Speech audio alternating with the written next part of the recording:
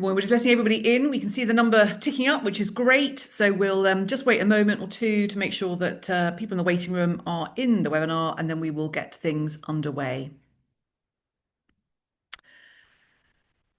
So good morning, everybody. My name is Nicky Morgan. I'm chair of the Advertising Standards Authority, and it's a huge pleasure to welcome you to our 2025 Industry Summit. And this year's theme is Protecting Children Online, the Advertising Challenge. And that's bringing together leaders and experts from across the industry to explore one of the most important issues of our time. Today, we'll be addressing not only the challenges of protecting children from advertising-related harm, but also how we can collaborate to build a safer, more responsible online advertising environment for young people everywhere. So before I get started, before we get underway, I want to flag that this session is being recorded, and the recording will be hosted on our website and YouTube channel. And if there are any technical issues, please do message in the Q&A box, or you can email us inquiries@asa.org.uk. Now, I suspect that a fair proportion of us watching and listening today grew up in a world without smartphones, without social media, or even without Wi-Fi. And when I think back to my own childhood, it's true to say that screen time involved watching Saturday morning TV and arguing over who got to watch the 3 available channels. But if you think about a typical day for a child now, scrolling TikTok before school, chatting with friends on Snapchat, watching YouTube while doing homework, it's a world away from the childhood that many of us will remember. We know that today's children are growing up in a digital world none of us could have imagined at their age. A world where boundaries between entertainment, education, and advertising are increasingly blurred. Where we will have seen adverts during the TV breaks between our favourite programmes, today's young people can encounter hundreds of ads in a single day, while scrolling, streaming, or gaming. Sometimes they're doing all 3 at the same time, and they don't even realise they've encountered those ads. Now, the ASA, protecting children from advertising-related harms, sits right at the heart of our rules and our mission. Whether it's preventing ads from being targeted inappropriately, promoting age-restricted products, or exploiting a young person's inexperience, our goal is simple: to make sure that advertising remains legal, decent, honest, and truthful wherever it appears. And in 2025, that increasingly means online. Now, we're not alone in that mission. Platforms, agencies, ad tech companies, brands, parents, and educators all have a part to play in creating a safer online environment. And that's why today's conversations are so important, because we're bringing together some of the leading voices in online safety, regulation, and advertising. In just a couple of minutes, our first chat will be with Diala Khlat MBE, who is chair of the NSPCC's Online Child Safety Task Force, about the real-world challenges of protecting children online and how collaboration across sectors can make a difference. Then we're going to hear from my ASA colleagues, Sharia Kupal, Emily Henwood, and Cam Atwell, who will give us a fascinating look at how the ASA is tackling these challenges in practice, from harnessing AI to spotting potential issues earlier, to deepening our understanding of how children engage with online content. They'll show how innovation is helping us protect young audiences more effectively. And then afterwards, I'll be moderating a panel discussion with an array of industry leaders: the Chief Executive of the ASA, Guy Parker; Rachel Barber-Mack, Executive Director of MediaSmart; Katie Goldstein, Global Head of Policy and Regulatory Affairs at SuperAwesome; Dave Miles, Meta's Safety Policy Director for Europe, the Middle East and Africa; Susie Ryder, who is CEO of OMD UK and also a member of the NSPCC's Online Child Safety Task Force. Together, we'll explore how we can work collaboratively to build a safer digital advertising landscape for children, and I'm sure it'll be a fascinating and insightful discussion. And let me just say now, you can submit your questions throughout the session via the Q&A box, and I will put as many of them as I can to our panel. So before I get started, I want to emphasise something fundamental. The ASA is not just here to take action against ads that break the rules. We're here to support advertisers too, helping you to understand the rules, anticipate issues, and get it right before problems arise. Our copy advice team is always available to offer non-binding guidance, and this event and others like it are part of that same commitment. And while today's event is child protection, the focus is child protection, we're also showcasing innovation. Our active ad monitoring system, powered by AI, continues to evolve, scanning millions of online ads every month to identify potential problems. And this technology is already helping us to spot and address content that might breach our rules, including where children could be exposed to harm. So as we look ahead, our message is clear. We want to see a digital world where advertising and responsibility go hand in hand, where creativity and care coexist, and where children, who are the next generation of consumers, can explore, learn, and connect without being put at risk. So thank you so much for joining us today. I'm looking forward to our discussions, to your questions eventually, and to hearing your ideas on how together we can build a safer online advertising ecosystem for all young people. Before we begin our fireside chat, we want to take a moment to hear directly from those at the heart of this discussion, the young people themselves. Their voices and views are central to this topic. So we're pleased to share some reflections from the NSPCC's Voice of Online Youth, a group of 14 young people aged 14 to 17 from across the UK, working together to create a future where every child's experience online is a positive one. Since April 2024, the group has been developing a manifesto for change, setting out their priorities for a safer digital world, and one of their key 5 priorities is to reduce the harmful impact of online advertising. So we're now going to hear in their own words what they see as the biggest challenges and what they believe needs to change to make that vision a reality.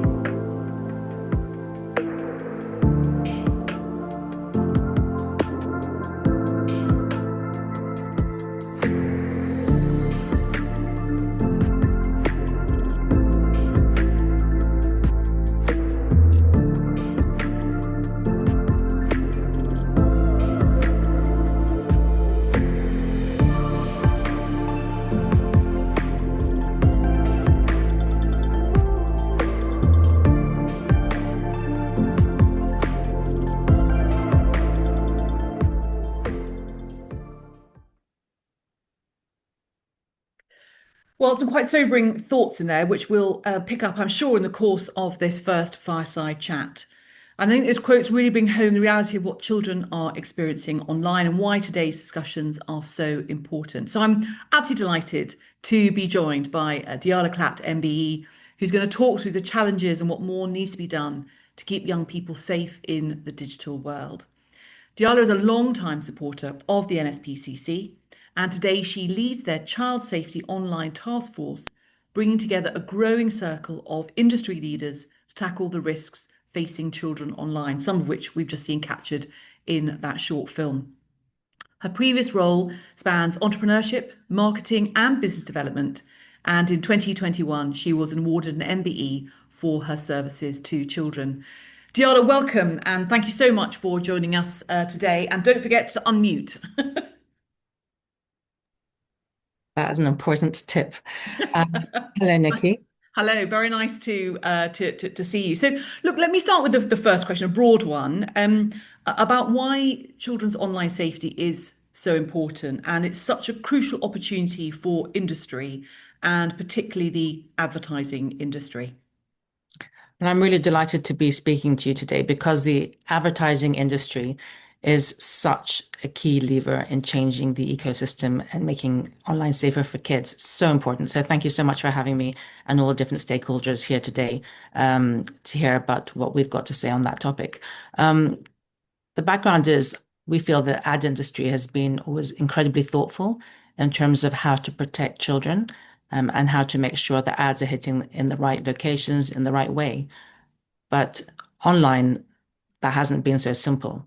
Um, Part of it has been that it's not been as easy to know how to navigate the online space. But as that's developed, it's become incredibly clear that things are going wrong.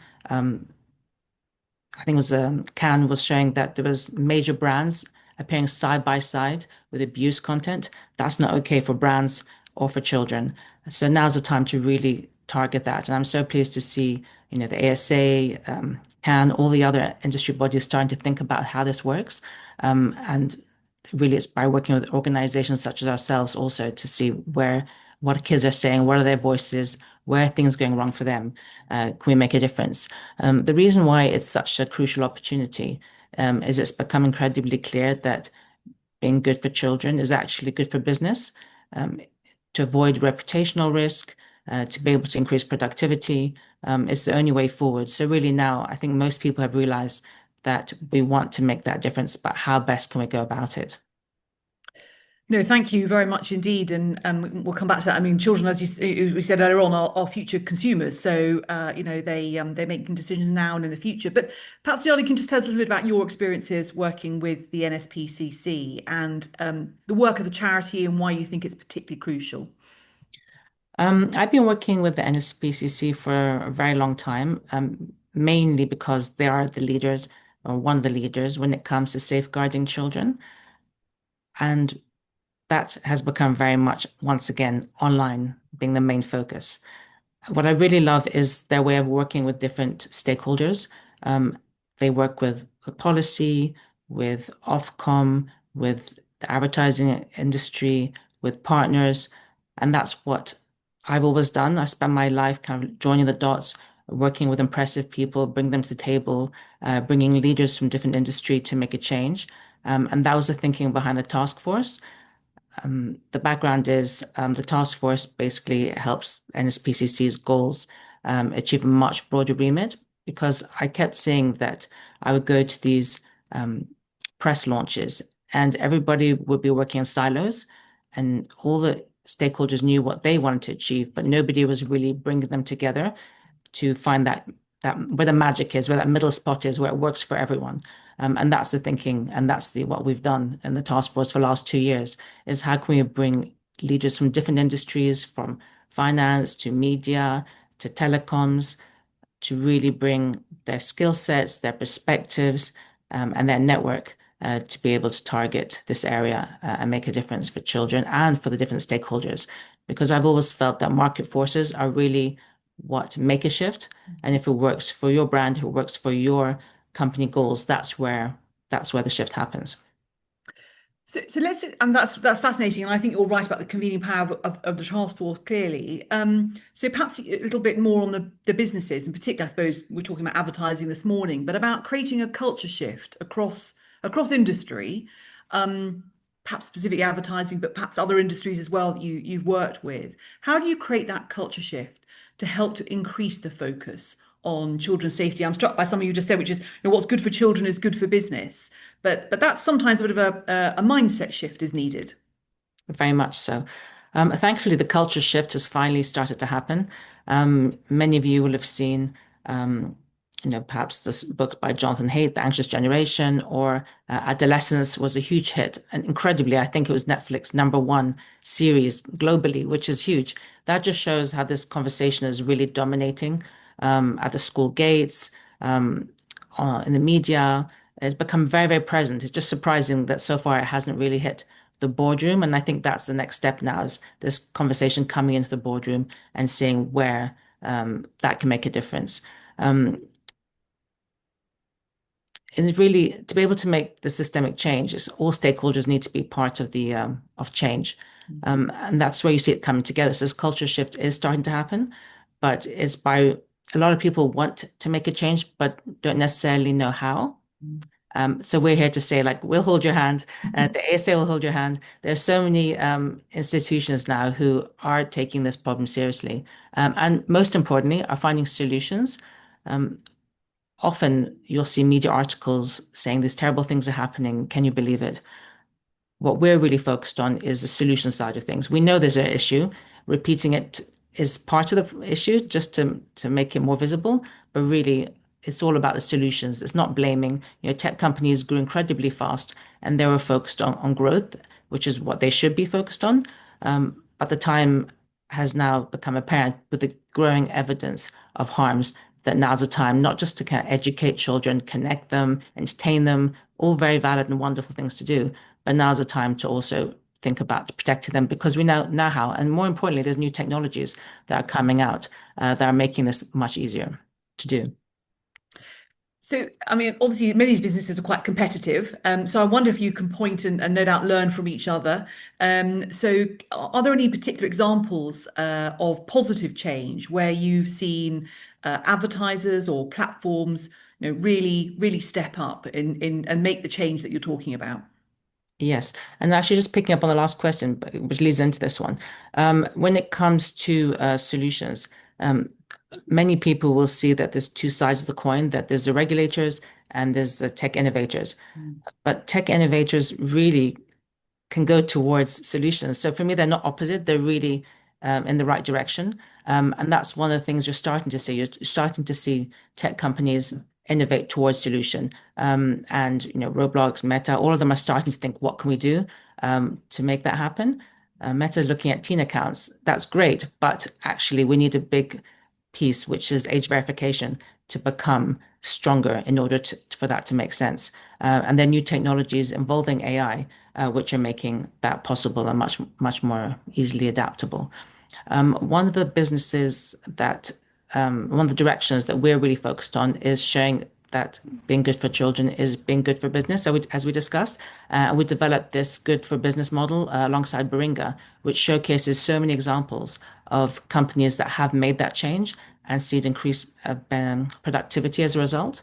One of them, which I love, is a particular example that KPN, the Dutch telecoms company, did with Dentsu, who identified that one of the main issues of their target audience and teens was the issue of nudes being forwarded without the people's consent. So they did this amazing viral campaign, had lots of people following it, got the top pop star to do a song about it, and it created a huge viral moment that everyone talked about. The song became number one. And not just did it increase community engagement, which is just the best thing for a brand in terms of maximum marketing impact, but it also changed the law, which was huge. From that moment on, now news can no longer be forwarded without the included people's consent. Otherwise, it's a criminal offense. And that's a major, major shift. How wonderful is it not just to create maximum marketing ability, include the community, have a huge brand trust, but also have purpose? All of us hope to have purpose in our lives, right? Imagine the purpose, sense of purpose of what you've done for your country, and it's now actually becoming global. So that to me is a really strong example of something that works. And then you'll be hearing from Susie soon, OMD. They've really engaged with their clients. How can you include child safety within your ESG, within your responsible marketing, more distinctly? They've done a lot in terms of engaging their clients, but also engaging their employees to understand what they can do within that. So yeah, I think platforms innovating, advertising associations looking at protocols, ad agencies talking of their clients, and brands realizing that they have a voice and a right to kind of a safer ecosystem for their brands. And you mentioned the word impact there, and I think you're absolutely right, which is that people want to have an impact and want to make change. And you've highlighted some positive examples there and everything else. Do you think there's more that could be done in terms of perhaps, broader perhaps awareness between, advertisers and industry bodies, including perhaps regulators in relation to talking about these issues? I'm always struck by the fact that you mentioned employees, but of course, many employees are parents, caregivers. They themselves will be wondering how they keep the young people in their lives safe. Are there any other examples where, or any other call to action, I suppose, that you'd like to see the people you're working with have a greater impact? Listen, when it comes down to it, many of us have children in our lives, whether we're parents, you know, grandparents, nephews, siblings, whatever it is, we'll have children in our lives. So many of us at this point realize that there is an issue, but so many of us feel uncertain about how we can play our part.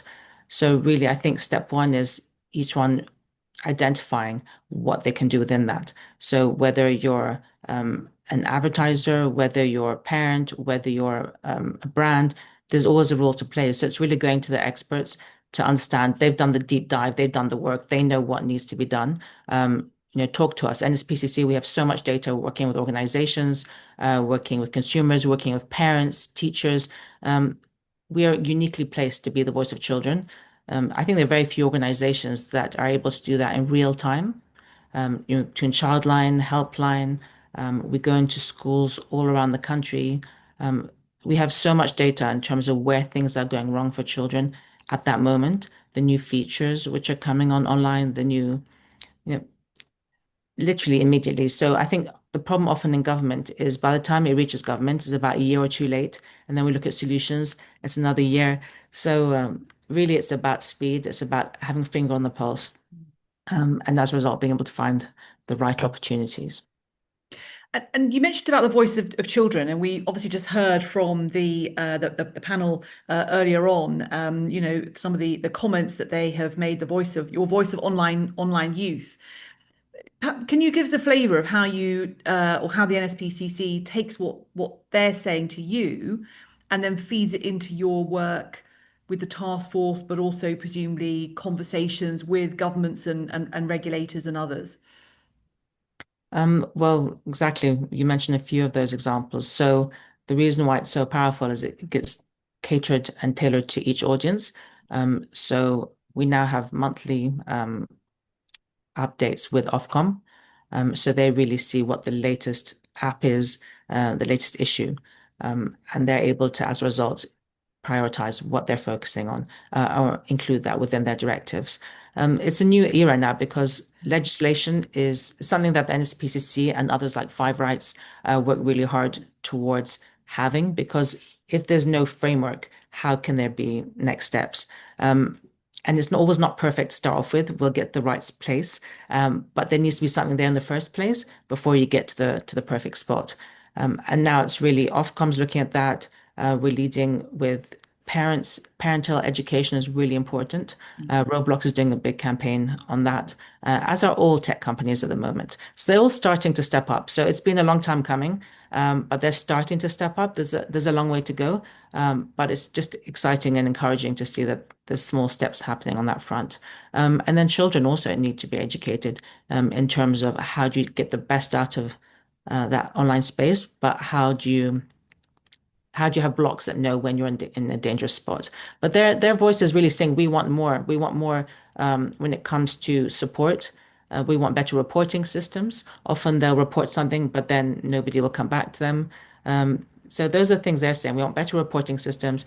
We want not to have irresponsible algorithms pushing children towards pedophiles because it looks like they might like each other. So just more thought and more transparency when it comes to the design. So this is really the important thing is tech companies need to think about what can we do when it comes to safeguarding by design.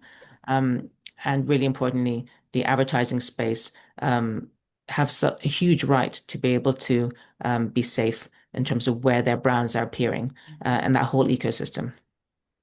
And do you report back to the children or your your youth panel again? Do they get things they've raised and you're obviously then that's feeding into your work?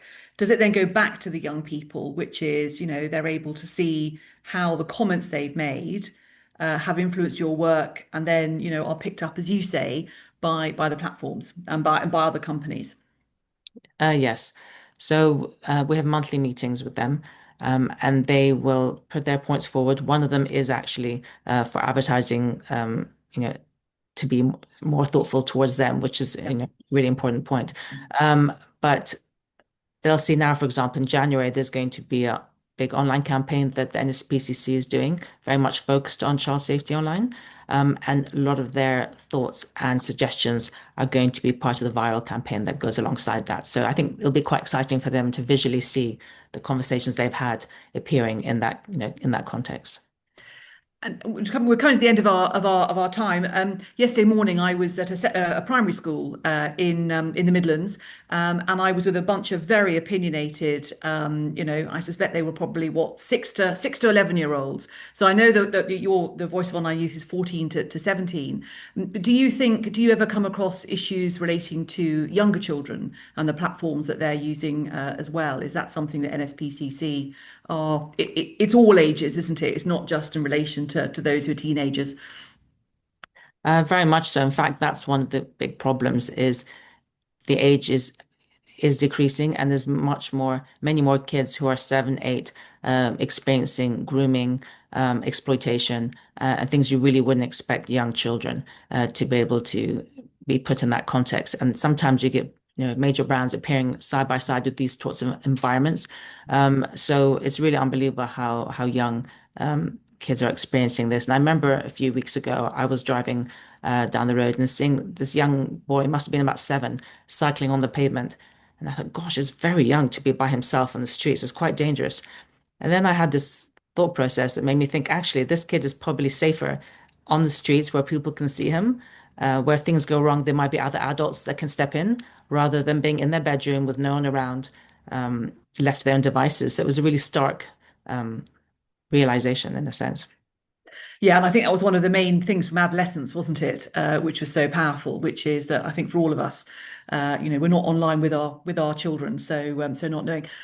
Diana, we're coming to the end of our chat, but perhaps finally, because this is very much an advertising focused event, if you could send one clear message to the advertising industry, to the sector today, what would you like them to take away from listening to you this morning? I would say the consumer demand is changing. There really is a desire to change the landscape, and as a result, advertisers need to kind of align themselves with that. Also, as an opportunity because in an environment where there's so many grays, so many, one person's truth is another person's untruth, and so much to be debated. Everybody can agree on child safety and making a difference in that space. So it's a really unifying direction. And then I would just say, as I said at the beginning, you are a huge lever in this space. You have this opportunity to make a difference and to lead. Don't waste it. Well, look, thank you so much. I'm struck by that call to arms, which is the power of the sector, but also your focus on the culture changing, which I think is absolutely right, and the opportunity for solutions as well, and how many companies and platforms already come up with solutions, but there's lots more to be done as well, and we're going to hear about some of that in our panel later. But also your forthcoming January campaign, which I'm sure we will all look out for with great interest. So, Diala, thank you so much for joining us this morning. We're really grateful for your time. Thank you for having me. It's an absolute pleasure. So now I'm going to introduce three of my colleagues, as said earlier on, Sharia, Emily, and Cam, and they're going to take you through how the ASA works to protect children from advertising-related harm. They're going to share the insights that we've gathered in this area, and they're going to give a glimpse into the future direction of our work. Sharia Kupal is the director of CAP, the body that authors the UK advertising codes, and he oversees our regulatory policy, copy advice, and compliance functions. Cam Atwell joined the ASA in 2019. Oh, my script has just disappeared. uh, there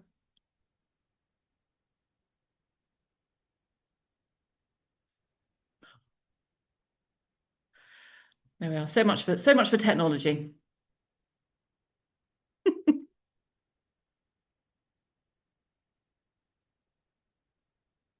So Cam joined the ASA, as I was saying, in 2019, and her role as research lead. She oversees the ASA's research and analysis, ensuring robust evidence informs regulatory policy development. And prior to joining the ASA, she held positions at the Independent Television Commission and Ofcom, where she played a pivotal role in the implementation of the 2007 restrictions on food and drink advertising to children. And Emily Henwood has worked at the ASA for many years. She's currently an operations manager in complaints and has held several roles across the ASA's complaints function. And she also played a key part in managing projects aimed at protecting children online. Welcome to the three of you. Thank you for joining us. Over to you. Thank you, Nikki, and good morning, everyone. So Emily, Cam, and I are going to talk about how the ASA protects children from irresponsible advertising now and in the future. The ASA has actually been setting and enforcing standards since 1962 to ensure that ads remain trusted and responsible, and we've always placed the protection of children at the heart of what we do. Before the world of digital media, we could depend to a much greater extent on the eyes and ears of the UK public and traditional media gatekeepers to help the ASA keep ads in check. But in an online world characterized by the large volume and scale of ads, audience fragmentation, personalization, and the self-serve nature of many online ads, we've had to add new strings to our regulatory bow, particularly through advances in technology and in partnership working. We're now approaching the third year of the ASA's 5-year strategy called AI-Assisted Collective Ad Regulation, which represents a bold step forwards towards smarter, more proactive protection. It recognises that technology, including artificial intelligence, can help detect and prevent irresponsible ads online faster than ever before. And to do that, we use AI tools to scan the myriad of ads on platforms and the wider internet. This helps us to evidence the overwhelming majority of ads that stick to our rules, but also to identify and take action against that minority of ads that harm, mislead, or offend their audience. Our strategy also emphasises collaboration. That's with government, with industry, with tech partners, to build a regulatory system that keeps pace with the way children actually experience media today across social networks, gaming platforms, and streaming services. Collaboration that involves the sharing of intelligence and the coordination of enforcement powers to ensure that children and other audience groups are adequately protected online. In short, it's all about harnessing innovation and building partnerships to create an appropriate digital environment for the youngest members of our society.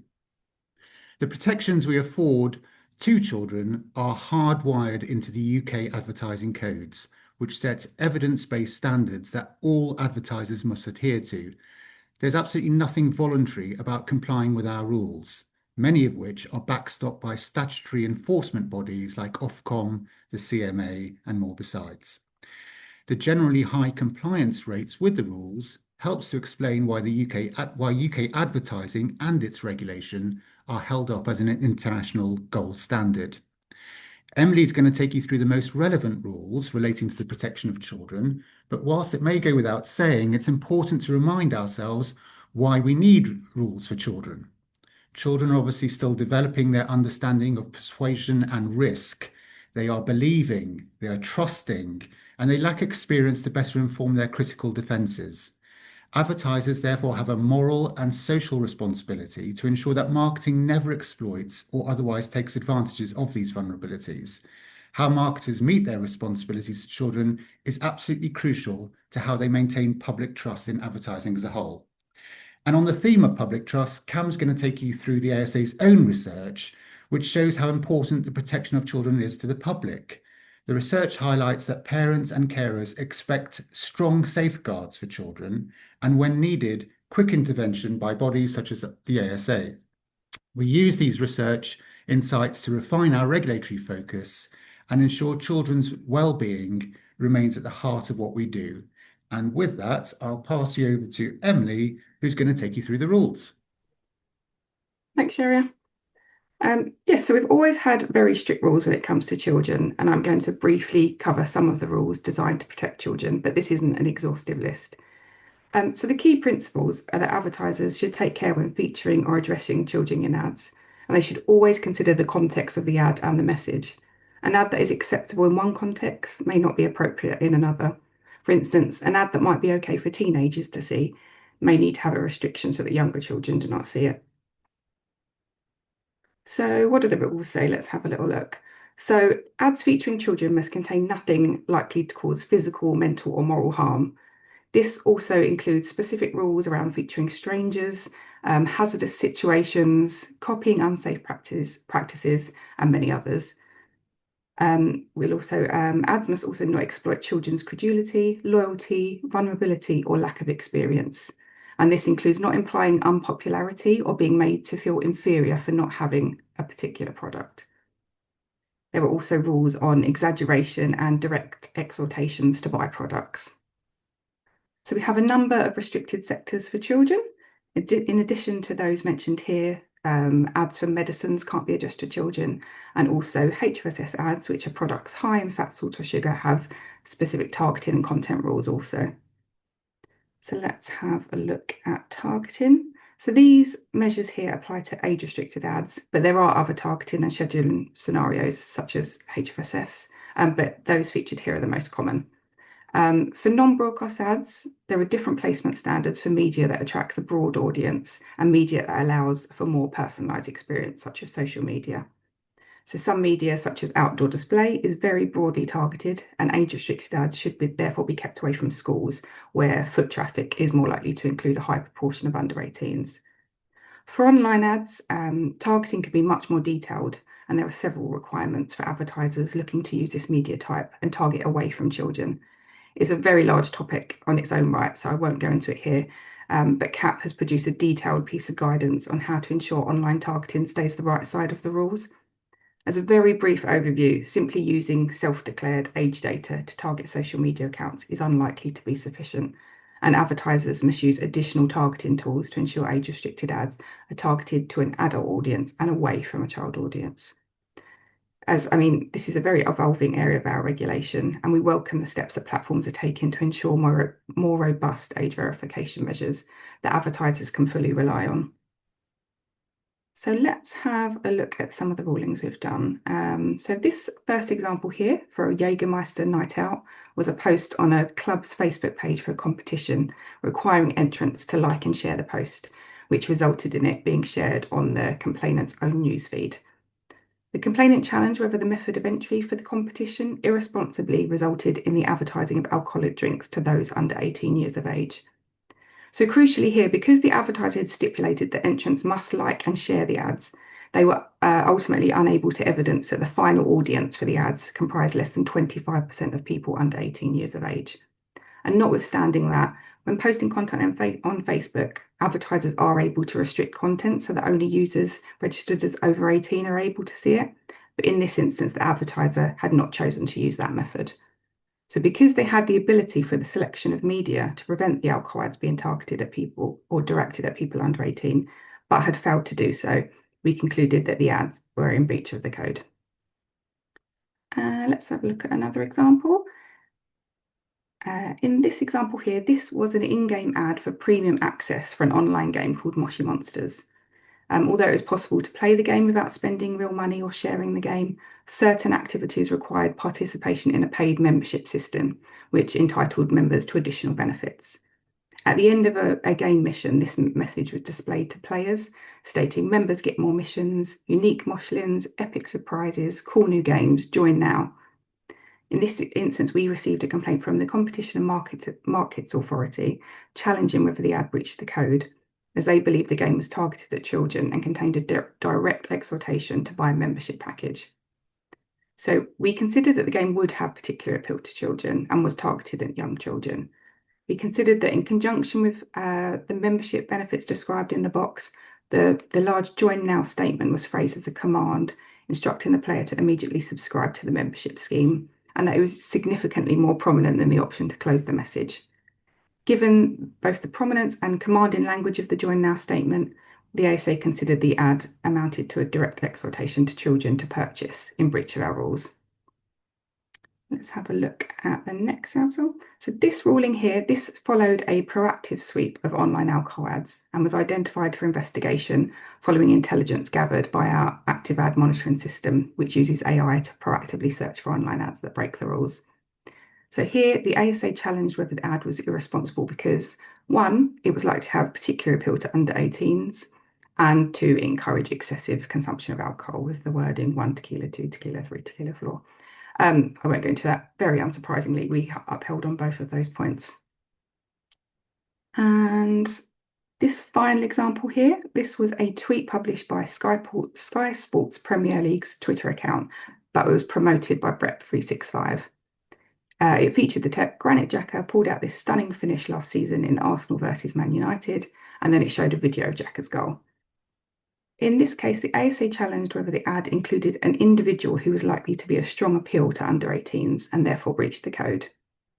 So the CAP code states that ads for gambling products must not be likely to be of strong appeal to children or young persons.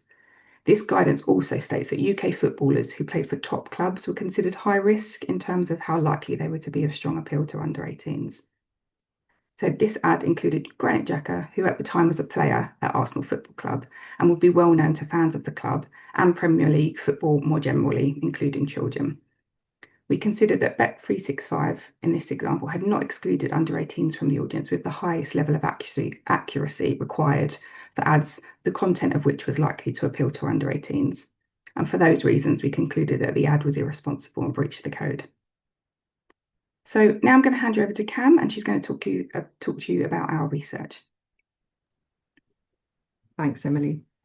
The people strand of our 5-year strategy sets out our commitment to prioritising the protection of vulnerable people, including children, and using research to do so. As an evidence-based regulator, we know that understanding behaviours and experiences through research is essential to delivering regulation that is transparent, accountable, proportionate, consistent, and targeted. Our Understanding Advertising Concerns research, published earlier this year, found that almost half the adult population is concerned about children's exposure to ads targeted at an adult audience, either because of the product being advertised or the nature of the content. And a third are concerned about ads or products that are illegal to be sold to under 18s. We've just heard about some of the rules in place to protect children and young people from these risks. So whether we're assessing the content of an ad or its targeting, research is central to reviewing those rules and monitoring their impact.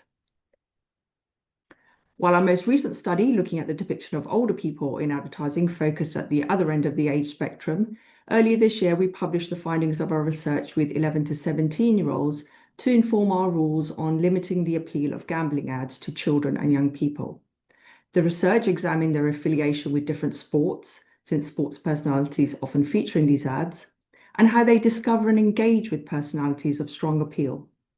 Insights from this study, including the pivotal role of social media as a means of engaging personalities and their wide-ranging interest in sports, fed into our recently updated guidance on gambling and lotteries advertising and the protection of under 18s. This study combined an online discussion panel, depth interviews, and a survey, resulting in a robust study based on well-established approaches. However, we face significant technical challenges when researching children's online experiences, on top of the legal, privacy, and cost implications we must navigate. So, for example, is the methodology robust? Can it be applied consistently across all online environments? Will each provide the same level of data? And how do we adapt when the landscape shifts, such as the emergence of a new platform? We also have to consider ethical factors, balancing robust data collection with safeguarding children's privacy and avoiding intrusive monitoring. So we have to ensure our data capture is appropriately limited. Our Tech for Good projects aim to overcome some of these challenges, and with the mission to be innovative in our approach to understanding the complex online environment, we've employed several novel techniques over the years to help inform our continued prioritization of the protection of children. Back in 2021, our CCTV reports used media monitoring tools to conduct 4 quarterly monitoring sweeps to identify age-restricted ads appearing in children's online media. Since 2019, we've conducted 4 studies using avatars that simulate children's online profiles to find out about the ads they're being served. Our first study involved monitoring 250 websites and YouTube channels and focused on ads for food and drink high in fat, salt, or sugar appearing in children's media, where children make up at least 25% of the audience. And our 2021 study looked at age-restricted ads in media where adults make up over 75% of the audience. Technically, such ads can be placed in these environments, given their skew towards an adult audience.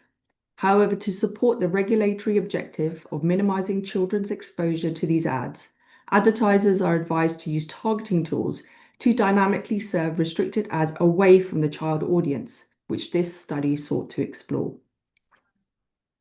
Last year, we advanced our use of avatars and published the findings of our monitoring study that shone a spotlight on the ad supply pathway of age-restricted ads. The aim of the project was to understand the role of advertisers, intermediaries, and publishers in the relatively few incidents when these ads are mistargeted to online media disproportionately popular with children. The report presented a positive picture of how the industry is working to limit children's exposure to such ads in these environments. Of the 82,000 impressions served, 0.06% of the total were for age-restricted ads served to a child avatar. Our follow-up investigations with all the parties identified as having played a role in the delivery of those ads highlighted many steps had been taken to target ads away from children, and that factors such as the correct categorization of ads or blocklisting of sites and channels would help avoid these ads appearing in environments disproportionately popular with children. And in March, we reported on our study looking at the online supply pathway of in-app gaming ads which harmfully objectify women. Over a 3-month monitoring period of 14 gaming apps, around 6,000 impressions were served to our avatars. We found 8 unique ads accounting for 0.14% of all ad impressions, which objectified women in a way that was likely to cause serious offence and harm.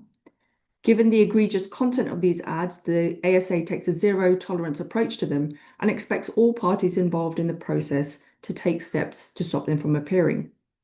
Our case studies reveal discrete, specific reasons, as opposed to systematic causes, for the ads having appeared, such as misclassification of the nature of the content of the advertised app, which failed to alert the publisher to the ad's likely content, and lack of knowledge of UK advertising standards on the part of non-UK parties. By mimicking child internet users, avatar-based studies provide crucial insights into whether age-restricted ads are being successfully targeted away from under 18s.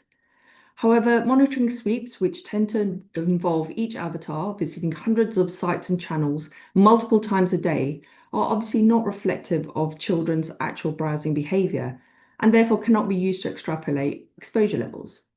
To really understand children's online advertising experiences, we have to look at exposure and what they actually see without relying on recall.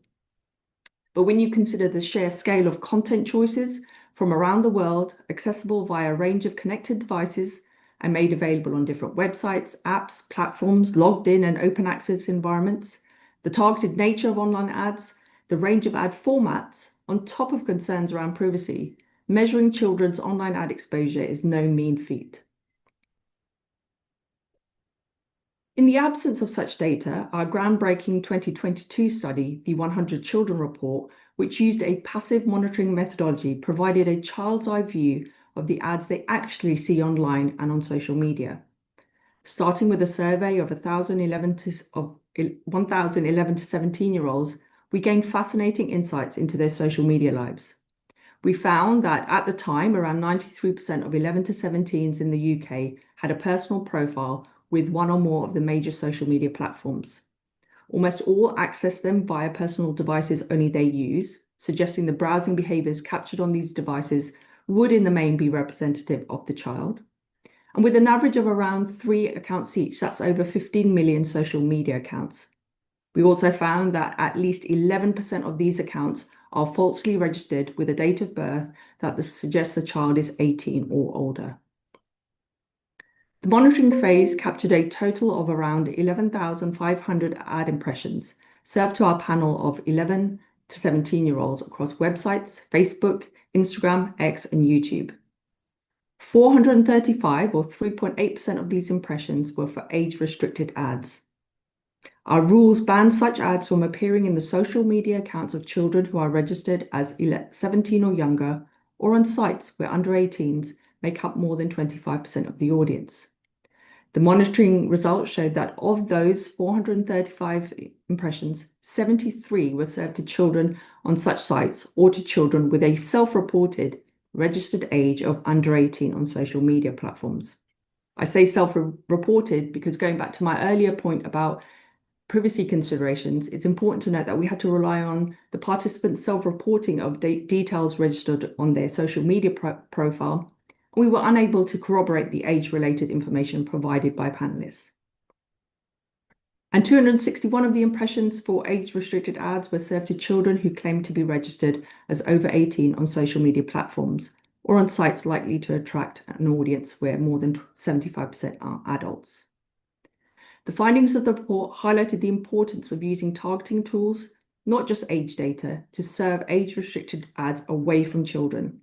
And we also welcome the introduction of more robust age verification and age estimation tools across the platforms to help appropriately limit children's exposure to these ads.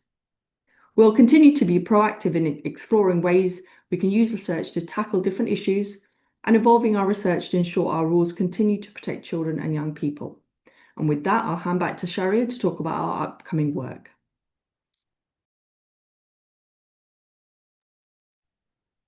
Thank you, Cam. Okay, so looking ahead to 2026, we're going to be building on the strong foundations we put in place through further research, proactive monitoring, using our active ad monitoring system, and a series of whole sector reports that will shine a light on advertising, including where children's exposure needs a little bit more close scrutiny. Our further research will continue to explore the ways children encounter advertising online through their social media accounts, influencer content, and on emerging platforms. Using the online avatars and passive monitoring technology that Cam told you about, our work will not just focus on what children see, but how advertising techniques, for example, the use of labeling of ads or online choice architecture, appropriately interacts with children's understanding of persuasion and risk. And by grounding our regulatory decisions in evidence, we can ensure that our interventions remain fair, proportionate, and most importantly, effective. Meanwhile, our proactive work using our active ad monitoring system will continue to evolve under the leadership of Adam Davison and his data science team. By the end of 2025, the system will have processed over 40 million ads, and in 2026, we'll be looking to channel this surveillance to cover more sectors and more channels, maintaining a focus on advertising for age-restricted products such as alcohol, gambling, and from January 2026, the new less healthy food advertising rules. This proactive monitoring will help enable us to identify patterns of risk, understand where children are most exposed, and take swift regulatory action where needed. Alongside this, the ASA will publish a series of whole sector reports, bringing together data, insights, and outcomes from across the advertising landscape. The ASA's recently published report into alcohol ads online used breakthrough large language model monitoring to power a whole sector review of compliance against the alcohol rules, a report which marks a watershed in how we maintain an oversight over key advertising sectors. Whole sector reports serve to hold advertisers to account, provide insights to inform their future compliance, and deliver balanced commentary on overall compliance levels to better inform the public debates about the appropriate level of restrictions on ads. However, protecting children from harmful or irresponsible advertising cannot rest on the shoulders of the ASA alone. It requires a shared responsibility, and one that sees the ASA routinely engaging with regulators, platforms, brands, agencies, and civil society groups to ensure we're successfully safeguarding children. We do this through coordinated enforcement actions and through day-to-day endeavours involving stakeholder outreach.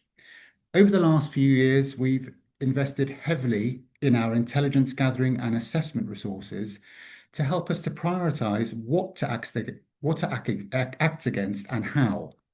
Like all regulators, the ASA works depends on timely, accurate information from a range of different sources.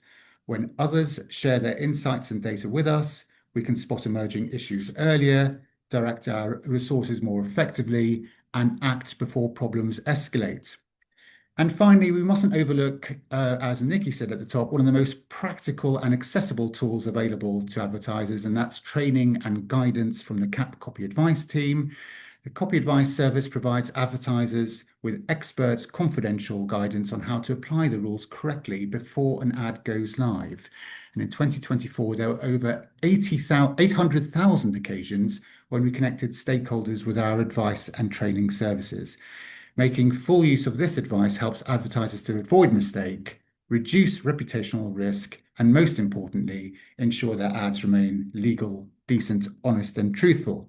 And as we move towards 2026 and beyond, the ASA's approach will continue to combine technology and proactive working, but lasting progress will depend on all of us, regulators, industry partners, platforms and the public, sharing information and learning from one another and taking our shared responsibilities seriously. Because when we protect children, we protect the integrity of advertising itself, and that benefits everyone.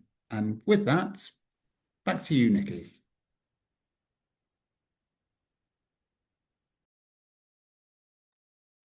I think you might be on mute, Nicky. Thank you.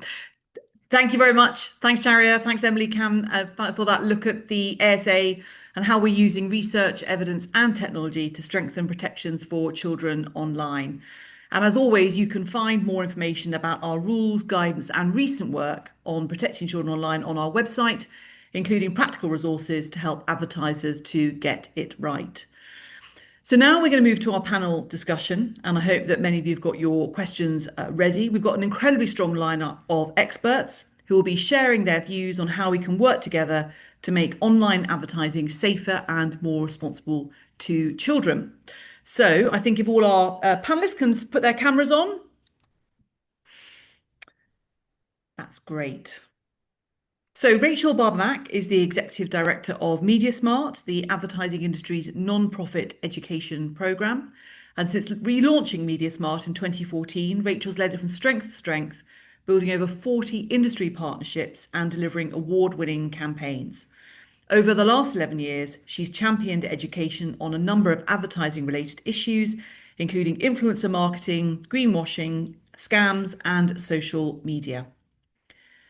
Dave Miles is the Safety Policy Director at Meta for Europe, the Middle East and Africa. With over 25 years experience across technology, charity and regulation, Dave has been at the forefront of efforts to make the online world safer for young people. And he sits on the European Commission's Alliance to Better Protect Minors Online and the Vatican's Child Dignity Alliance. And he previously held senior roles at UNICEF, the British Board of Film Classification and the Family Online Safety Institute. Susie Ryder, as we've already heard, is CEO of OMD UK, where she's led the agency through significant growth and transformation, winning new clients, boosting inclusion, and launching innovative new divisions. Susie is also a member of the NSPCC Child Safety Online Task Force and supporting the NSPCC with, as we heard earlier, their strategic impact goal of ensuring every child is safe online. Katie Goldstein is Global Head of Policy and Regulatory Affairs at SuperAwesome, where she leads on compliance and policy development. With nearly 20 years' experience in advancing safe and effective marketing to youth audiences, Katie is to help guide the industry through age-appropriate design and regulatory change. She also oversees Kids Aware, SuperAwesome's educational programme, and serves on the board of the National Association for Media Literacy Education. And of course, last but by no means least, Guy Parker, who is our Chief Executive at the ASA, overseeing all aspects of the UK's ad regulation system, with a focus, as we just heard, on AI-assisted collective regulation. He's also a board member of the European Advertising Standards Alliance, the fundraising regulator, and the Creative Industries Independent Standards Authority. And in May of this year, he was elected president of the International Council for Advertising Self-Regulation's global think tank.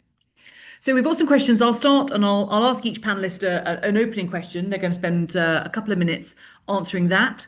Obviously, this works best when it's deeply interactive. I've got some follow-up questions, but please do submit questions via the Q&A box, which you'll find at the bottom of your screen. So let me start, Guy, with you. When we talk about shared responsibility for protecting children from advertising-related harm online, what does that actually look like in practice? And who needs to do what, and how do you make those responsibilities real rather than just theoretical? Thank you, Nikki. Hello, everyone. I think it starts with good intelligence to help us identify the issues that matter most and who we might need to partner with. We get around 35,000 complaints a year, overwhelmingly from the public, but we now also analyse and gather masses of other intelligence to inform where and how, and crucially with whom we act. Technology is key. That's had a shout out already this morning. Our active ad monitoring systems are a good example, actually, of one type of partnership working. In the last year, first Google and then Meta have provided us with API access to their UK ad libraries. That will help us this year capture around 40 million online ads, which we then run through the AI models in the system, which we're constantly building and adapting. That helps us to find interesting ads, and of course it helps us to find ads that are likely dodgy for our human experts to look at. So we've got really good coverage now with our active ad monitoring system. We're still in the market for better access to ads on 2 or 3 of the other big platforms as well. Just thought I'd say. Partnership working's a feature of almost all of our regulatory projects these days. So take our alcohol monitoring project that Sharia mentioned earlier. Our study showed indicated strong compliance overall, 96%, but it revealed an issue with ABV too often not being stated in low and no alcohol ads.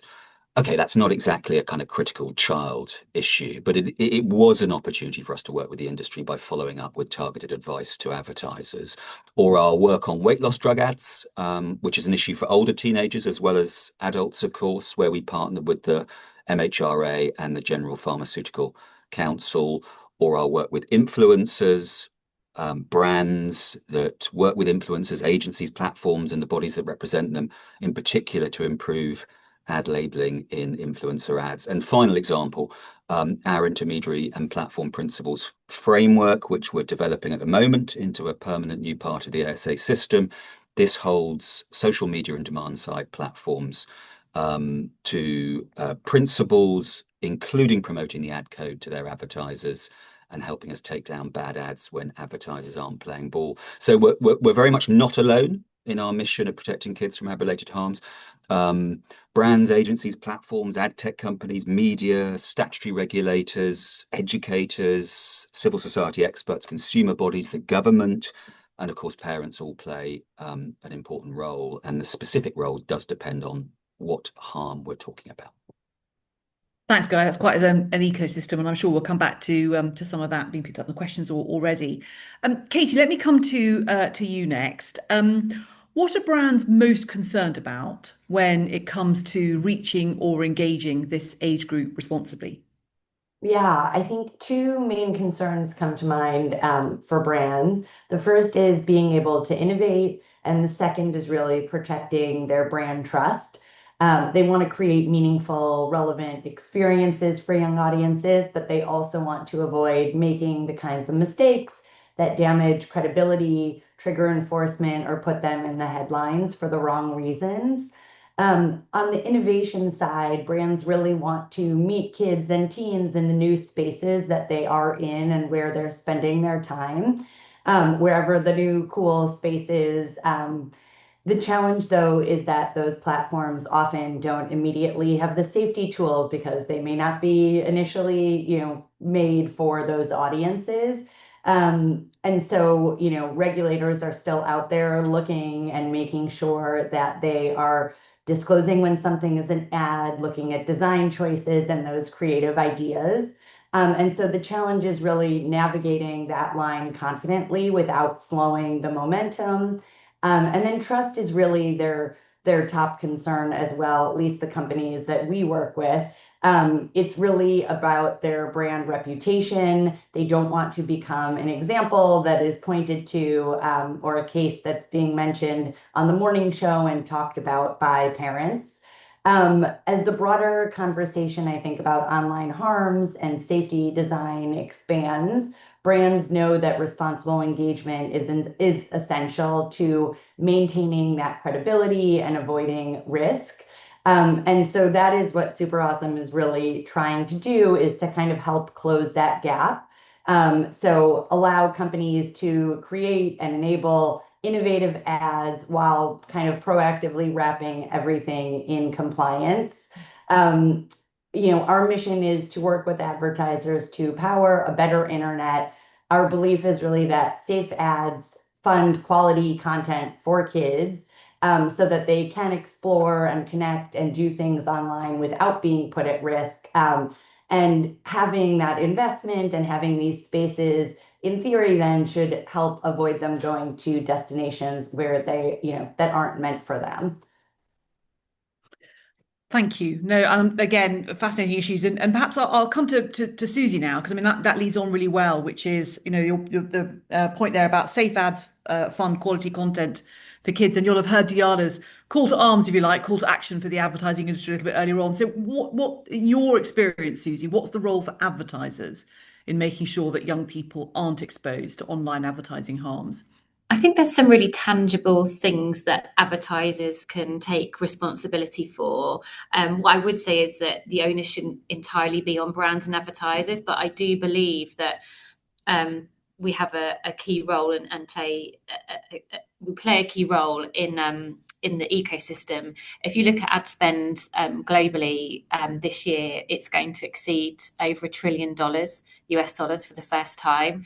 And that really is driven by a continual growth in digital advertising, and particularly social media, although that is not the only thing that we should be thinking about in the context of child safety online. So, and within the context of that statistic, from my perspective, I believe that brands and advertisers don't just buy media, but because of the scale of that ad spend, we really help to shape the online world, and that does come with some responsibility as well. So in terms of some of the ways that brands can help ensure young people aren't exposed to harmful online advertising, I think there's several different things that can be thought about. I think the team at the ASA in the previous section of today have done a really good job of talking about the impact of audience ages and how to be using the regulation and the guidelines that you create as the ASA to guide decision making about the ads that they make and where they're placed online and how they target. So I'm not going to cover that in too much detail, but I do believe that is one of the key variables that we should be thinking about. But I guess beyond that, I think ad disclosure, it's a really simple thing, but really, really important. And I think we've all seen such an increase and rise in the scale of influencer marketing as an example. And I know that that's been touched on a little bit already in the discussion today, but it's important to know that any influencer ads need to abide with the latest ASA regulation. One specific one that I'd probably call out is ensuring people, but especially minors, know when a piece of content has been paid for or controlled by a brand.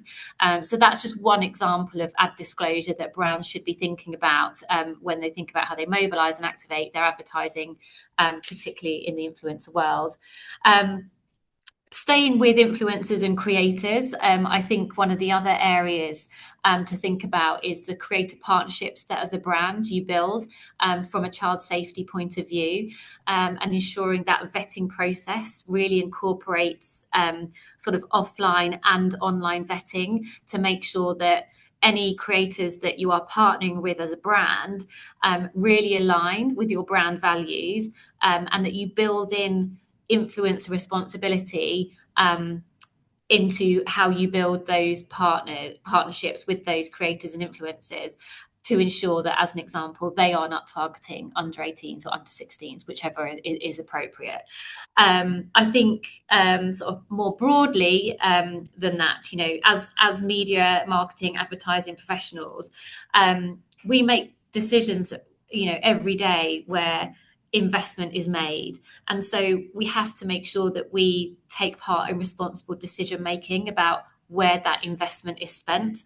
And just a couple of things that I'd probably like to point out here is how you can work with your media agency to understand how we evaluate online environments to ensure that they are protecting young people from harmful content.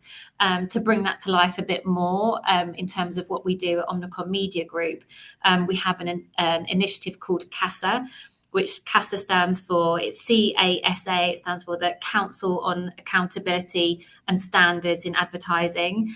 And this initiative is designed to help brands achieve a more responsible approach to advertising through a much more robust vetting process to online environments, which does include social platforms as well. So that initiative operates across 7 key principles, but the one which is really relevant to the discussion today is the pillar around content control for minor, which is focused on ensuring that online environments are enforcing strict policies that limit the scope of harmful content that is accessible to youth on platforms that we may work with to activate advertising on behalf of the brands that we work with.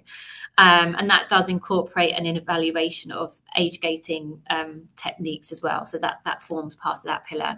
And then we report back to our clients on those platform and environment updates against those CASA pillars on a quarterly basis to ensure that we are continually reviewing the approaches in place.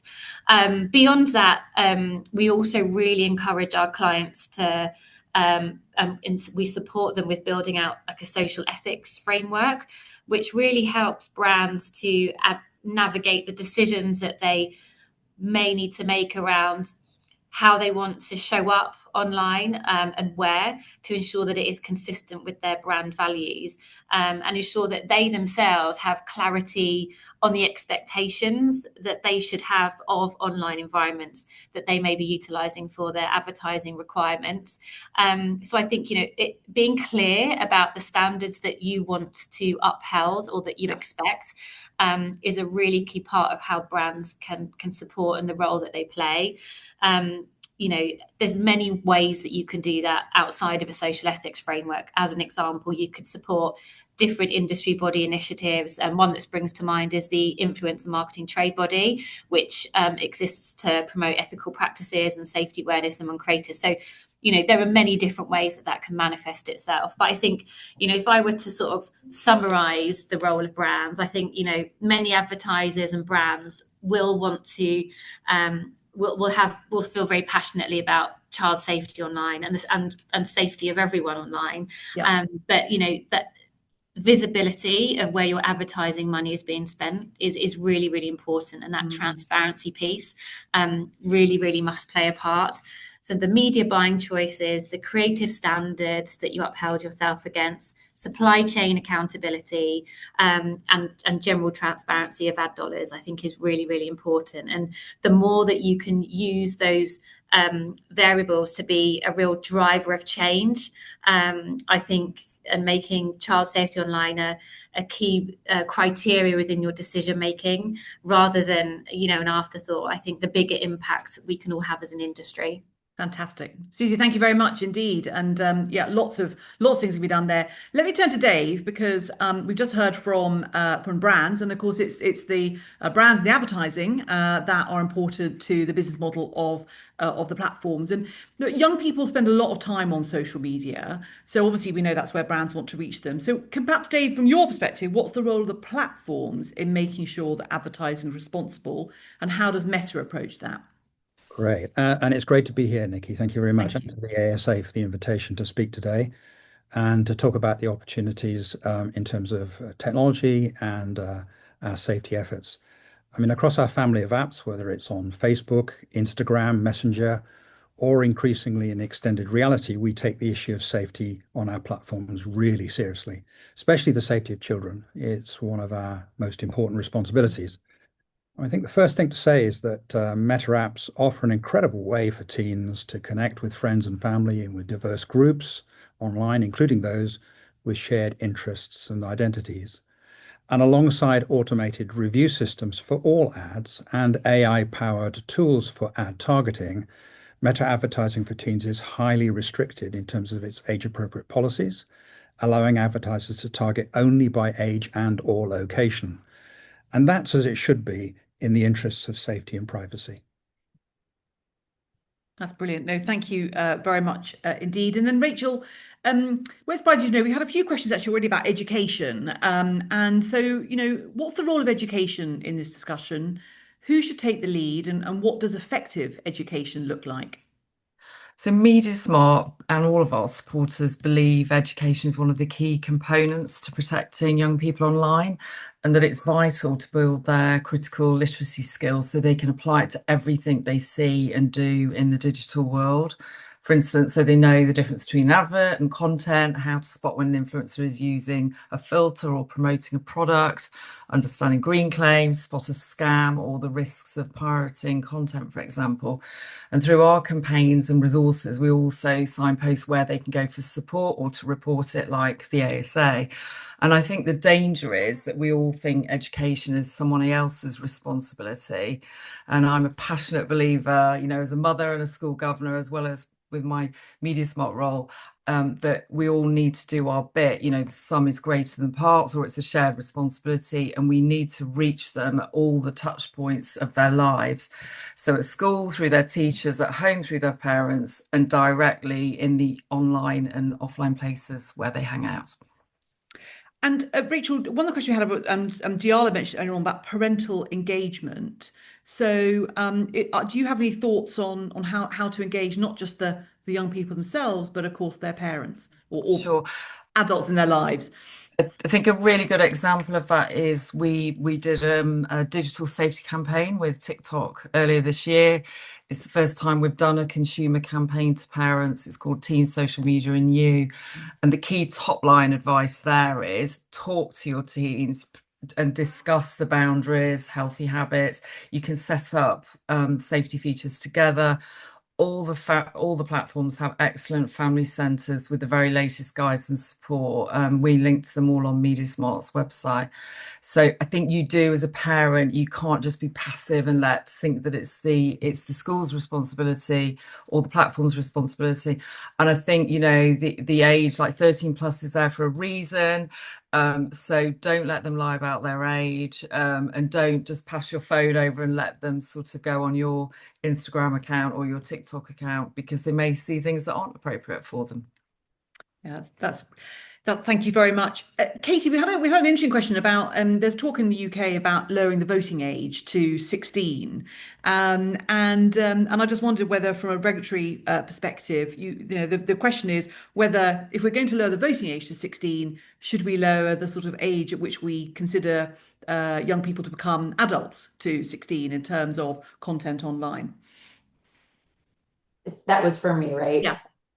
Yeah. So, I mean, I think that even despite changing other regulations, I think that these protections are put there for kids and teens to not restrict them from being able to see advertising. It's really to help them learn with training wheels.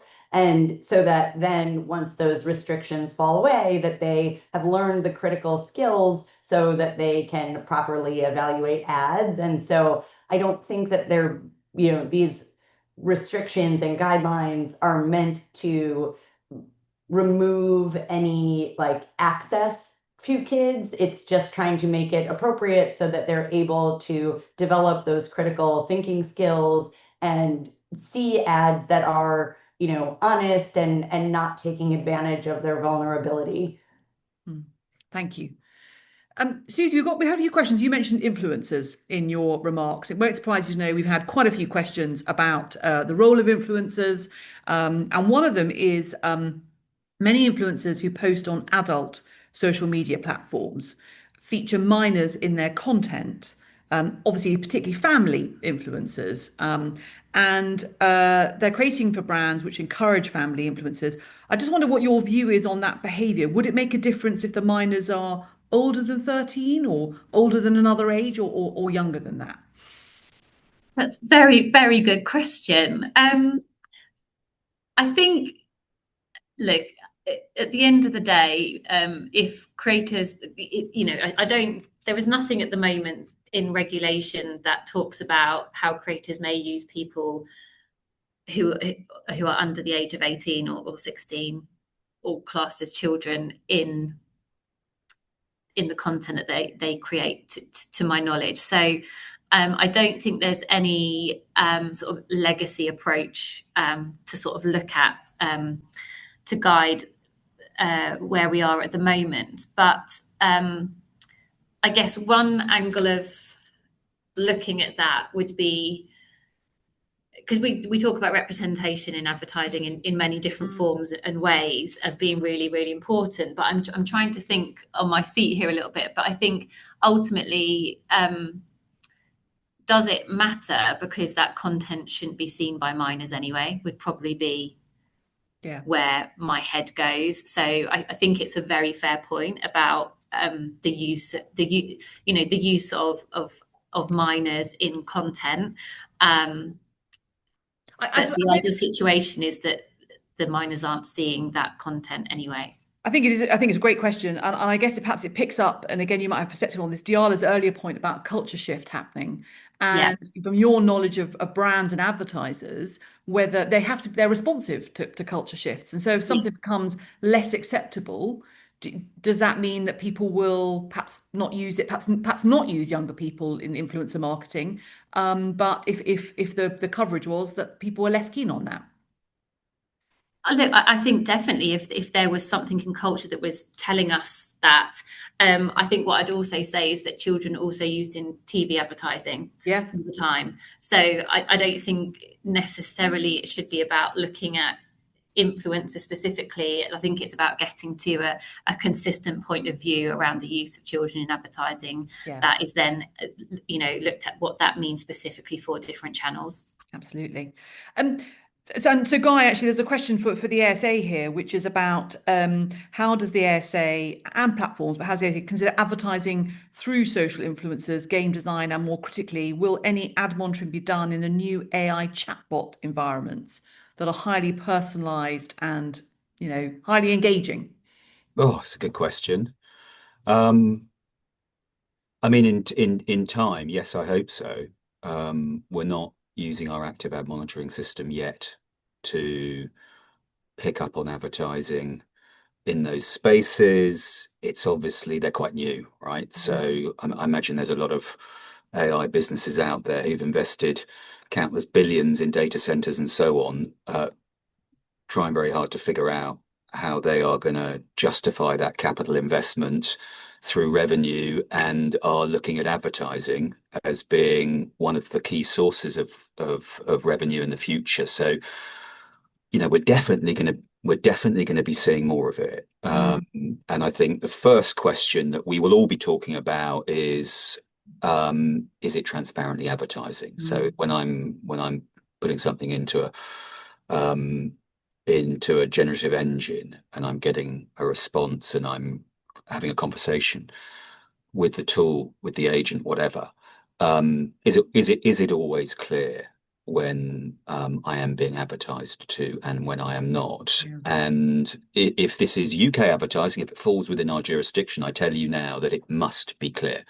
We shouldn't, in exactly the same way as with influencer ads, we shouldn't be having to play the detective to try and deduce the status of a piece of content. It should be clear and it should be upfront. So that's one thing that the businesses in this area are going to need to think carefully about. They're going to have to label the advertising bits of answers really, really clearly. And then, in the UK and in other jurisdictions, they'll be subject to the advertising codes or, the equivalents in other countries as well. So it really does need to be thought about early, I think. It needs to be built in. And in due course, I'm sure we'll be looking at how we can extend our monitoring technology to have better visibility there. Thank you. I'm going to come to Rachel in a moment about this point about being clear that something is an ad and about advertising literacy. But I want to come to Dave first because we had quite a few questions. It won't surprise you, Dave, about age verification or age targeting, if I can put it like that. And so I want to ask you. There were two questions. One is hang on a second. Whether you have any comments about how age verification works in practice on platforms. What works, ID cards, credit cards, and sort of if Meta's using it but other platforms aren't, for example, how do you feel about that? But there was also a specific question about Meta, but whether you feel you've got robust enough systems in place to protect 13-year-olds. And I think we heard earlier on from the research that we know that a number of young people, of course, will not tell the truth about their birth date when they register for accounts. So perhaps you could just briefly just cover the sort of your thoughts, I guess, on those age-related questions. Yeah, I mean, these are all great questions. And I have to say, knowing the age of a child is really fundamental. I mean, it's really, really important. The technology is getting there now in terms of its sophistication. Back in September 2024, we transitioned all Instagram users, that's hundreds of millions of Instagram, into teen accounts, which automatically places them into safety by default settings with built-in protections. And we have a really multi-layered approach to age verification, including age estimation selfie videos, which has been mentioned earlier on. So in that process of moving people automatically across into that, and that will now apply to Facebook and Messenger as well, there's really rigorous age gating around the age of the child. And if we don't believe they are the age they are, they're put into teen settings automatically in these built-in protections. So that is a sea change in the way that we work. In May of this year, we did a piece of work across our base, and it's interesting, but if you give young people the right tools, 97% of 13 to 15-year-olds stayed in the strictest settings. So if you give youngsters the tools that they want, and they're really keen to do that. And so I think age verification is really important. I think it's important to acknowledge that there haven't been industry standards around age verification, which has been quite problematic. But Ofcom and others are implementing highly effective age assurance and other new principles-based approaches to age assurance, which we're working to comply with. And we think that's a real big step forward. I think if there's could be common industry standards in this area, that will help us a lot. But it is really fundamental to the way we work to know the age. And it's important too, because the teen experience now on Instagram is really quite different to the adult experience. And it's important that advertisers understand that when they're dealing with teens, they absolutely know the age of that teen and that age modeling that we're working on. And really the benefits of things like age estimation have helped a lot. That's really helpful. Thank you very much indeed. Rachel, I mentioned about education, and there's a question here about sort of work to improve advertising literacy. And I think what the question means by that, I mean, it's a sort of question for us as well, I guess, that they would, ASA supporting this. But I'll come to Rachel first because your expertise. And this literacy push would support a child's ability to recognise an advert, particularly where lines are blurred. To understand that someone's trying to sell them something and then to evaluate it. And that's quite specific education about advertising and whether that's something that you have worked on or seen. Yeah, I mean, I would say have a look at MediaSmart's website because we've been doing this for 20 years and we're the only organisation that specialises in advertising literacy. There's quite a lot of media literacy organisations, and we've got rafts of resources and campaigns where we use real life examples, we use real influencers to deliver those messages, and like I said, that's going out into classrooms, and also we've got brilliant what we call edutainment, like entertaining educational campaigns that are reaching young people in those online places where we have influencers delivering the messages so they can spot the difference, and we teach them about that. Yeah, that's right. And Guy, the question was also about whether we think that the ASA has any role around that sort of advertising literacy. I mean, I think it's something we have looked at and put guidance notes out, but is there any more that we as a self-regulator could do for younger consumers? Yeah, I mean, we've for a long time worked with MediaSmart on their initiatives. We have provided materials for schools so that they can raise literacy about advertising and advertising standards in the classroom. I think that one of the foremost things that we can do is make sure people know we're here, watching their back, trying to keep advertising standards high, trying to make sure that advertising is trusted and most importantly is deserving of the trust that people place in it. So I think that kind of wider awareness of the ASA is really important too. Looks like we might have lost Nicky briefly. Hopefully she'll dart back in a second.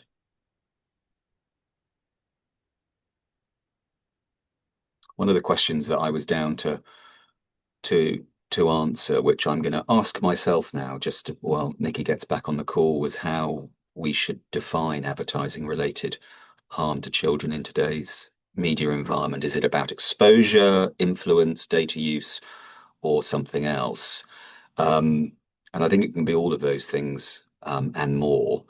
We've obviously got to take our cue from the ad codes that we administer. They focus particularly on advertisers and those who they work with, avoiding inappropriate targeting, not exploiting children's inexperience, not causing physical, mental, or moral harm, not including a direct appeal to children to buy a product or pester their parents to, which Em covered a little bit earlier. And Cam spoke earlier about our recent Avatar study into the online supply pathway of age-restricted ads. And I think that's worth another mention. It focused on the first of those harms, inappropriate targeting. We found relatively few online ads for alcohol, gambling, and so on that were mistargeted to websites and YouTube channels disproportionately popular with people aged 17 or younger. But the study was really good because it allowed us to work with a cyber safety consultancy to identify, obviously, the advertisers, but also the ad tech companies in the kind of hidden ecosystem and the publishers that had a role in the online distribution of those few ads. We could get their insights into what had happened, and most importantly, we could work with them to explore how they could improve their systems and decisions to prevent reoccurrence. So it's a nice little insight, I think, into a bit of partnership working and lifting the lid on what is a very complicated online advertising ecosystem to try to find out where accountability should lie and make things run smoother so kids are protected better. Guy, thank you very much indeed for all of that. A few quick questions towards the end. Katie, we've got a question about regulation and whether you think the current level of regulation is good. Do you think there's some potential flexibility in relation to content creators' ability to make longer form content for children online and monetizing it through branded content, for example? So perhaps you just, where do you think regulation is? I mean, Dave mentioned about Ofcom and the industry standards coming in on age verification. Perhaps that and more broadly, you might care to comment. Yeah, I think that we are definitely headed in the right direction. I think that, in the last 20 years, we've seen huge strides where it used to be an argument and a conversation to convince brands to build in safety features and pay attention. And I think now that I heard last week at a conference someone say that we are at the seatbelt moment with kids' safety and online harms, and that companies are now building these things in, that they think that it's important, they recognize that, and that, I think that the seatbelt moment that they were talking about is saying that, at this point, like, parents, people are going to buy products based on how good those safety features are and seek out those products that are going to have those type of things. I think in terms of regulation, things are continuing to improve, but obviously things are changing at the same time. And I think that we're probably never going to catch up. Diala had mentioned at the beginning that by the time, the government hears about things, that sometimes things have already moved on to the next thing once we aim to get things passed. But I think that self-regulation and media literacy and all of these things are really doing a great job to cover the ground in the meantime. And I think also, brands starting to really try and build these things into their products is all helping. Thank you very much indeed. Susie, a question here about attention spans, I think, of consumers. This is from Jess, who says a lot of the focus within debates around kids online are on specific harms, but less on the broader yet hugely significant harms of the time opportunity lost to scrolling, and the degradation of focus, concentration, and attention. And I just wonder, the question is, what thoughts do you have on advertiser responsibility here? I guess the conversation that brands have about grabbing attention when people, particularly younger people, are spending a lot of time online already. So I think, first of all, I think that it's a really, really great question. And I think from my perspective, brands should be thinking about making sure that any content they have or that they're associated with that lives online is adding value to people's lives.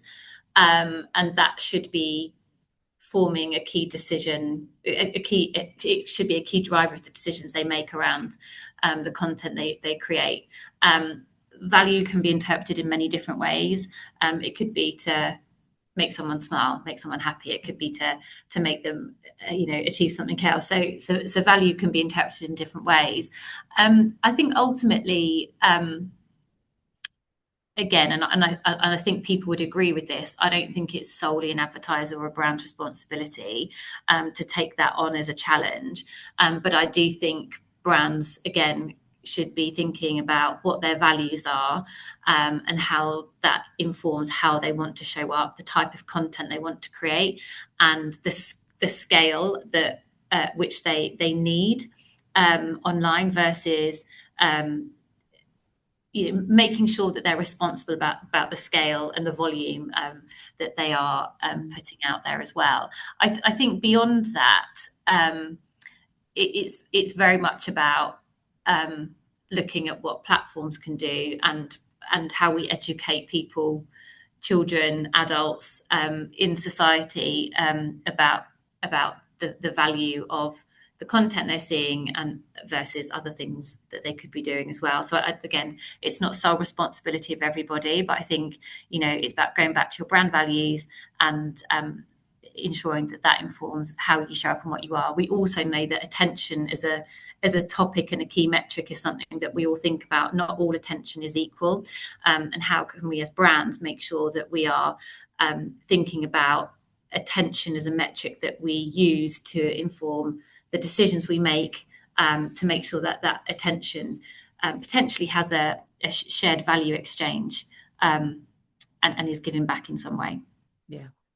I've got one final question for Dave, and then I'm going to ask you all just for a quick fire round on what gives you cause for optimism. So we'll end on an optimistic note. But Dave, one of the questions, and we've touched on this already, which is about young people perhaps not necessarily being clear what's an ad and what's not. And so from a meta perspective, thoughts on any young people's confusion, but there's also a question about AI and AI created things which sort of add to the confusion. Any quick thoughts from your perspective, Meta's perspective, on how to avoid that confusion? Yeah, and I have to say, I mean, whether it's in an app environment or in AI, if something is violating biocommunity standards, we will take that content down or we'll take action against it. So regardless of whether it's AI generated or not, generally that's the principle behind it. I think the reality is that AI chatbots and characters are going to emerge in time as part of the app experience, and they within teen accounts will be subject to being put into the contact list so the parent can actually see that and they can control that interaction. So that's the kind of changes you're seeing, and the safety principles that we have in the App Store environment right now will transpose, I think, into AI over time, albeit that it's at a very formative stage at the moment. Yeah. But the AI experience for young people is incredibly compelling. And it's something that we just have to make sure that we ensure is done with safety by design. Thank you. I would just say on the community guidelines, we did have a comment just about saying when somebody reports things, they don't ever get any action, but I will leave that. They can take that up with you. We'll feed that in after the event. So look, literally sort of 20 seconds, I suppose, on what gives you cause for optimism in this space. I think, Guy, let's get you to go first. So the UK digital economy is the biggest in Europe. It's the third biggest in the world. That matters, not least because post-Brexit, we're in the perfect position to place ourselves between the US and Europe as the place to trial new approaches to responsible advertising and child safety at scale. We're big enough to matter, but we're not the whole world, so you can try things out here. We've got good regulators, including Ofcom, which is obviously now engaged under the online safety regime in things like age verification and age assurance. We've got a government focused on this space, including through the Online Advertising Task Force. And of course, and I would say this, wouldn't I, we have an ASA dedicated to protecting children from harmful ads using increasingly sophisticated tech and partnership working to do that. Brilliant. Thank you. Susie, quick, what gives you cause for optimism? I think there is real global momentum around child safety online, and that is a really positive way to close out the discussion today. First of all, we've got the Online Safety Act, we've got the EU Digital Services Act, we've got countries like Australia, they're experimenting with age verification, we've got other countries in Europe that are also looking at various different national approaches, and that is all creating, a cohesion and a consistent momentum in what globally we'd like to achieve. And I think that can only be a positive thing for what we can all achieve together in the future. Fantastic. Katie, what gives you cause for optimism? So I agree. I feel like there is that global momentum, that we are at this seatbelt moment where brands are no longer debating the protections that are needed. The NSPCC study with Baringa, I think, is exactly what people like us have needed to convince marketing teams that investment in kids' safety online is not just good for corporate social responsibility, but it is good for your business. And if your brand, your business really does care about these things, I would say that make sure you are letting that be known downstream. Make sure you are working with agencies like Susie's that really do care and take these things seriously, so that can be carried the whole way through. Thank you. Dave, what gives you cause for optimism? Oh, you're muted, actually. Thank you. I think two things. Firstly, I think we've largely had an unregulated internet for many, many years. So it's great to see regulation coming in. I think the work that Ofcom are doing and the European Commission around the DSA is really important, and indeed globally, which echoes what Susie said earlier on. I think the other thing too is young people in general give me a lot of optimism. When I work with them and we do co-design work around our features and functionality, it always amazes me how smart they are, how connected they are, just how creative and innovative they are. And that is, I think, an incredibly optimistic future for the adult that they're going to become. And I think the digital economy and the country that we're in is going to provide lots of facilities for that kind of thing for young people, not only in their recreation, but also in their working lives as well. So that's what probably gives me the most optimism. Fantastic. Rachel, final optimistic note from you. Very quick. For me, one of the recent positive steps is that government is taking media literacy more seriously and become a mandatory part of the school curriculum from 2028. Brilliant. Well, can I thank you all very much indeed for such a thought-provoking and engaging discussion. We've had lots of questions, so you've really got the audience thinking. And I think, can I just thank you, the audience, as well, for joining us today, for all of our panelists and contributors who have made it such an engaging session. I think it's highlighted the collective responsibility that we all share in creating that safer online environment for our young people and the important role that advertising plays in that. I hope you found today insightful and inspiring, and we've given you some practical ideas as well for how we can all help to ensure that advertising remains responsible in the digital age. Thank you for your time this morning, and we will leave it there. I wish you a very good rest of the day. Thanks.